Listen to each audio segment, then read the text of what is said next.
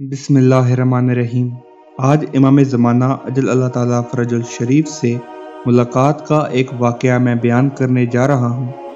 आयत अल्लाह मोहम्मद तकी बाफ की यज़दी रहमतुल्लाह अलैहा, जो कि रज़ा शाह साबक बादशाह ईरान के ज़माने में मुजाहिद व मुबारज़ आलम शुमार होते थे, और ज़ालिम बादशाह ईरान ने कई दफ़ा आप रहमतुल्लाह अलैहा को कैद में डाला और मुल्क बदर किया।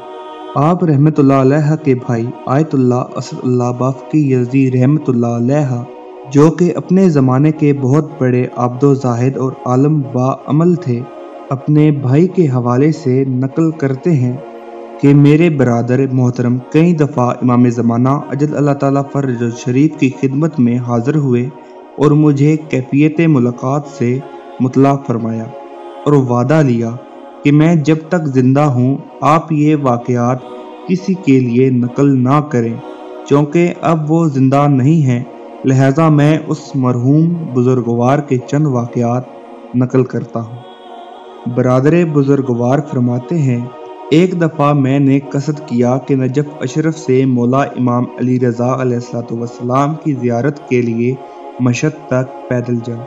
सर्दियों का ज़माना था, मैं पैदल चल पड़ा।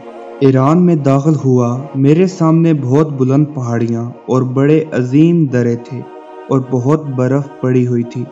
एक दिन सफ़र करते हुए शाम के वक्त की हवा बहुत सर्द थी, हर तरफ बर्फ़ थी। मैं एक कहवा खाने के करीब पहुंचा। मैंने सोचा कि आज रात इस कहवा खाने में रहूं, सुबह को सफ़र आगे बढ़ाऊंगा।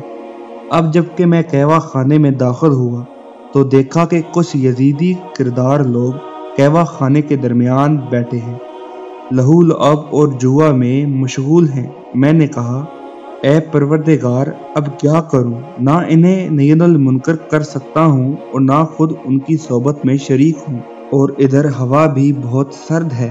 मैं इसी तरह कहवा खाने के बाहर खड़ा सोच रहा था। तारीकी छा रही थी। मैंने एक आवाज़ सुनी, कोई कह रहा था, मोहम्मद तकी यहाँ आओ। मैं उस आवाज़ की तरफ बढ़ा। देखा एक अजीम शख्सियत की मालिक हस्ती एक सरसब्ज़ो शादाब दरख्त के नीचे तशरीफ़ फरमा है और मुझे अपनी तरफ बुला रहे हैं। मैं उनके नज़दीक हुआ और उन्हें सलाम किया। उन्होंने फरमाया, मोहम्मद तकी, वो तुम्हारी जगह नहीं है। मैं इस दरख्त के नीचे आया।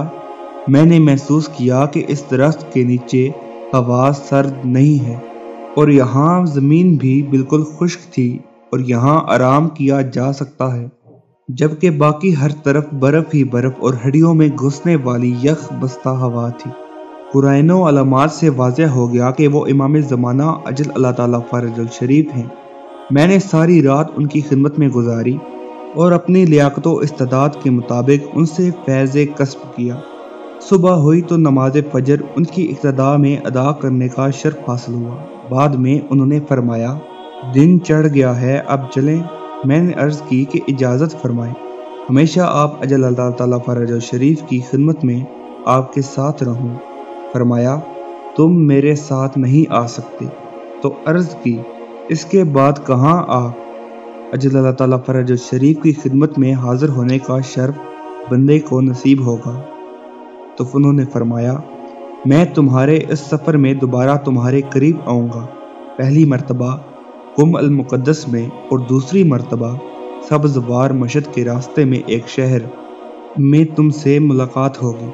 फिर वो एकदम मेरी निगाहों से ओझल हो गई। मैंने दोबारा उनकी मुलाकात के इश्तियाक में फिर थकावट का एहसास भी ना किया और मुसलसल सफ़र किया। चंद रोज़ बाद मैं कुम में दाखिल हुआ और 3 दिन बीबी मसूमा कुम सलामुल्लाह अलैहा की और आप अजल अल्लाह ताला फ़रजुल शरीफ से मुलाकात के इंतज़ार में कुम में रहा, लेकिन आपकी ज़ियारत ना नसीब हुई। बिल आखिर वो दोबारा कुम से सफ़र का आगाज़ किया।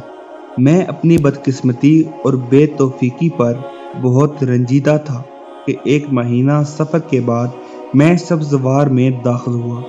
अभी शहर से दूर था तो मैं ये सोच रहा था कि उन्होंने तो मुझसे मुलाकात का वादा किया था, लेकिन मुझसे मुलाकात क्यों नहीं फरमाई। अभी ये सब कुछ सोच रहा था कि घोड़ों की सुमों की आहट हुई। मैंने पलट कर देखा کہ حضرت ولی اثر امام زمانہ اجل اللہ تعالیٰ فرج الشریف گھوڑے پر سوار ہیں، میری طرف تشریف لا رہے ہیں۔ میں نے اپنی ارادت و ادب کا ان کی خدمت میں اظہار کیا اور عرض کیا، مولا، آپ نے وعدہ فرمایا تھا کہ کم میں مجھے اپنے محضر کا شرف بخشیں گے، لیکن مجھے یہ سعادت نصیب نہ ہوئی۔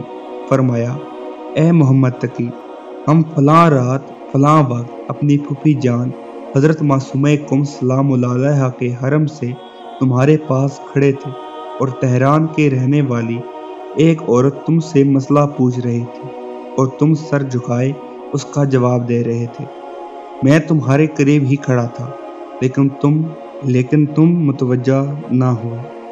اللہم صلی علی محمد و آل محمد و عجل فرجہم۔